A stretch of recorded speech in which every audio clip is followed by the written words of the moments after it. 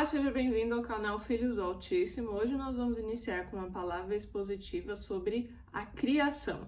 Peço que você abra sua Bíblia comigo em Ezequiel, capítulo 28, versículos 11 até o versículo 16. Vamos lá? Veio a mim a palavra do Senhor dizendo: Filho do homem, levanta uma lamentação contra o rei de Tiro e disse-lhe: Assim diz o Senhor Deus, tu és o sinete da perfeição, cheio de sabedoria e formosura. Estavas no Éden, jardim de Deus. Peço que você dê uma ênfase aí, ó. Estavas no Éden, jardim de Deus. De todas as pedras preciosas te cobrias: o sárdio, o topázio, o diamante, o berilo, o ônix, o jaspe, a safira, o carbúnculo e a esmeralda. De ouro se te fizeram os engastes e ornamentos no dia em que foste criado. Foram eles preparados.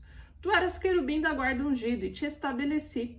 Permanecias no monte santo de Deus, no brilho das pedras andavas. Perfeito eras nos teus caminhos, até o dia em que foste criado, até que se achou iniquidade em ti. Na multiplicação do teu comércio se encheu teu interior de violência e pecaste, pelo que te lançarei profanado fora do monte de Deus e te farei perecer, ó querubim da guarda, em meio ao brilho das pedras. Aqui nessa passagem, o que a gente está vendo é um lamento, é um discurso fúnebre no funeral desse rei de Tiro. Tiro era uma cidade e os escritores antigos consideravam essa cidade uma cidade muito profana, cheia de imoralidade sexual e de idolatria. Obviamente, idolatria religiosa a outros deuses que não o Deus verdadeiro. Só que tem um porém, né? Existem diversas linhas de pensamento, mas o que não pode faltar é que nesse texto aqui a gente tem a clareza de que é um texto de dupla referência. E coloque esse termo aí na sua cabeça, dupla referência. Se bem aqui ele está falando de alguma maneira do rei de Tiro, é atribuído algumas características que não poderiam se referir a uma pessoa, a esse rei. Vejamos algumas das palavras. Estavas no Éden, jardim de Deus, eras o querubim da guarda ungido. Ora, esse tipo de relato não pode estar querendo dizer que era esse ser humano aqui, porque um ser humano não pode ser um querubim da guarda ungido, um ser humano não poderia estar no jardim de Deus. Então, esse texto, esse relato fúnebre de dupla referência, está utilizando passagens verídicas e verdadeiras contando a criação desse Lúcifer, desse querubim da guarda ungido, e que, de forma semelhante, esse rei de Tiro caiu, se ensoberbeceu e começou a criar um comércio na sua cidade. E nós vamos ver um pouco mais disso. Indo para Gênesis, capítulo 1, versículo 1, vai dizer que no princípio Deus criou os céus e a terra. Esse no princípio vai ser o mesmo no princípio de João, em que vai dizer que no princípio o verbo estava com Deus e o verbo era Deus. O que isso quer dizer?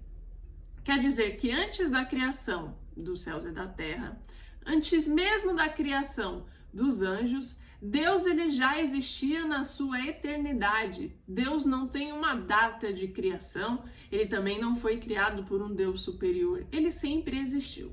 E nessa eternidade já existia a Santa Trindade de Deus, Deus Pai, Filho e Espírito Santo.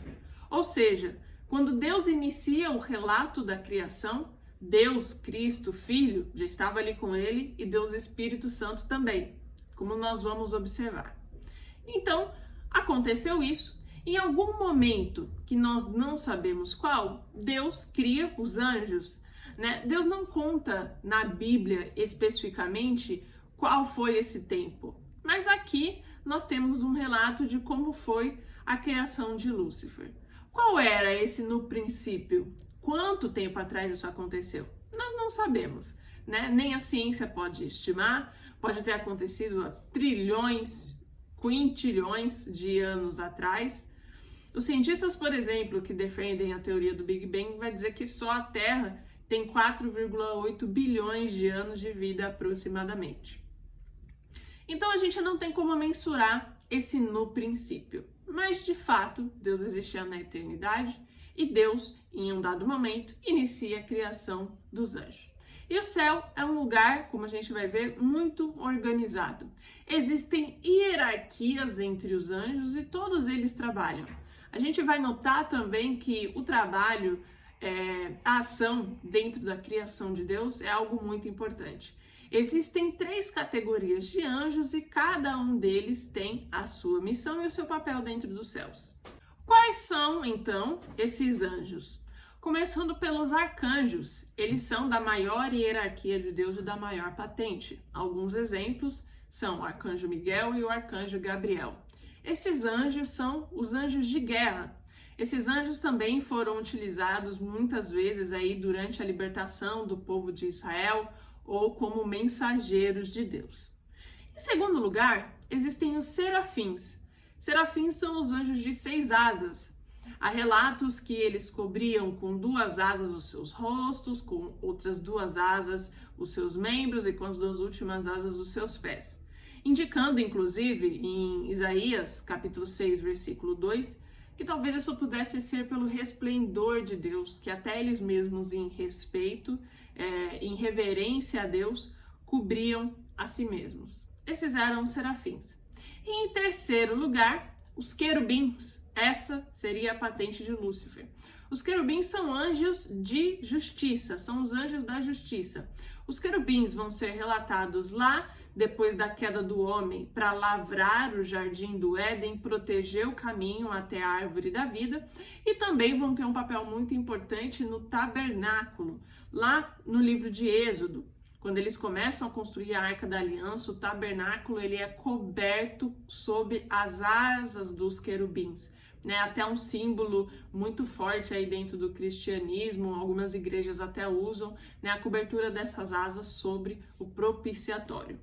E Lúcifer era dessa patente, era da patente dos querubins. Aqui em Ezequiel 28 nós temos um pouco de conhecimento sobre a sua criação. Quais são algumas das coisas que Deus vai dizer? Que quando ele fora criado, ele estava no Éden, jardim de Deus. O Éden, jardim de Deus, era um lugar no céu. Importante frisar isso. Claro, existem outras linhas de pensamento, enfim, cada teólogo talvez tenha a sua opinião, mas aqui tudo nos leva a crer que esse jardim do Éden, Éden, jardim de Deus, era no céu, no paraíso. Jardim do Éden significa paraíso, jardim das delícias inefáveis de Deus. É lá que ele foi criado, no céu, obviamente, junto aos outros anjos. Era ali o lugar em que eles habitavam. Vai contar que no dia da criação desse querubim, foram criados também os instrumentos musicais. É interessante que a escala musical tem 7 notas, Do, Ré, Mi, Fá, Sol, Lá, Si. 7 sendo esse o número da perfeição de Deus. Inclusive, alguns estudiosos e teólogos acreditam até que Lúcifer, especificamente, tinha um papel importante junto ao louvor e junto à adoração a Deus, visto que os instrumentos musicais nos céus foram criados no mesmo dia em que foi criado Lúcifer também. Tá aí, talvez, uma das possíveis explicações porque ele gosta tanto de música, isso é verdade. E nesses versículos de Ezequiel 28, vai nos contar que ele era perfeito nos seus caminhos, até o dia em que se achou iniquidade nele. Qual foi o pecado de Lúcifer, desse querubim? A multiplicação do teu comércio, similar à cidade ali de Tiro, que fazia um comércio profano, enfim, outras ideologias, etc. O que significa esse comércio, essa multiplicação do comércio aqui, referindo-se a Lúcifer? Ele começou a exercer influência. Isso significava o comércio. E aí, o que vai acontecer? Qual vai ser o próximo passo dessa história? É aí que eu vou pedir que você abra sua Bíblia em Isaías capítulo 14, vamos ver os versículos 12 a 14. Como caíste do céu, ó estrela da manhã, filho da alva, como foste lançado por terra, tu que debilitavas as nações. Tu dizias no teu coração, eu subirei ao céu, acima das estrelas de Deus, exaltarei o meu trono, e no monte da congregação me assentarei, nas extremidades do norte. Subirei acima das mais altas nuvens e serei semelhante ao Altíssimo. Aqui, de novo, nós vamos ter um texto de dupla referência. Parte desses versículos estão denominados a Nabucodonosor, rei da Babilônia. Babilônia, que também foi um reino destruído por Deus, um reino profano, um reino idólatra, um reino de vaidade. E também nós vamos ter essas características de dupla referência, assim como em Ezequiel 28, porque tem algumas descrições aqui que não se encaixam a Nabucodonosor. Aqui quando diz que, ó estrela da manhã, como caíste do céu, filho da alva, essas não são características possíveis a uma pessoa como Nabucodonosor. Depois, como foste lançado por terra, tu que debilitavas as nações. Essa corretamente se referia ao rei. E vai dizer que queria subir acima das estrelas, acima das nuvens e querer ser semelhante ao Altíssimo, novamente se referindo a Lúcifer. Então, o que aconteceu? Esse querubim começou a multiplicar o seu comércio, exercer uma influência, e o próximo passo é querer ser acima de todos os outros anjos. Quando diz que ele queria subir acima das estrelas, está dizendo que é acima dos outros anjos, porque em outras passagens da Bíblia vai dizer que as estrelas são anjos. Inclusive, quando Deus inicia a sua criação na Terra, que as estrelas o aplaudiam, ou seja, os anjos novamente. Então, basicamente, Lúcifer queria, em hierarquia, ser acima de todos os outros anjos, lembrando que aqui estavam os querubins, serafins e arcanjos, então ele queria ir para o mais alto das nuvens e das estrelas, ser acima de todos e ser semelhante ao Altíssimo. E aí, o que vai acontecer depois? Nessa empreitada, ele vai usar desse discurso e vai conseguir corromper a terça parte dos anjos do céu. É aí que ele multiplica o seu comércio, a sua influência. Então ele planeja ser acima dos outros anjos, ser semelhante a Deus e começa o seu convencimento ali em relação aos outros seres celestiais do reino de Deus. O desfecho disso nós vamos encontrar em Apocalipse, abra aí a sua Bíblia, capítulo 12, versículos 7 a 9. Vamos ler aqui. Houve peleja no céu. Miguel e seus anjos pelejaram contra o dragão. Também pelejaram o dragão e seus anjos. Todavia não prevaleceram, nem mais se achou no céu o lugar deles. E foi expulso o grande dragão, a antiga serpente que se chama Diabo e Satanás, o sedutor de todo o mundo. Sim, foi atirado para a terra e com ele os seus anjos. Depois que isso acontece, Satanás, então, Lúcifer ainda aqui, corrompe a terça parte dos anjos, e o próximo passo desse projeto é tomar o trono de Deus.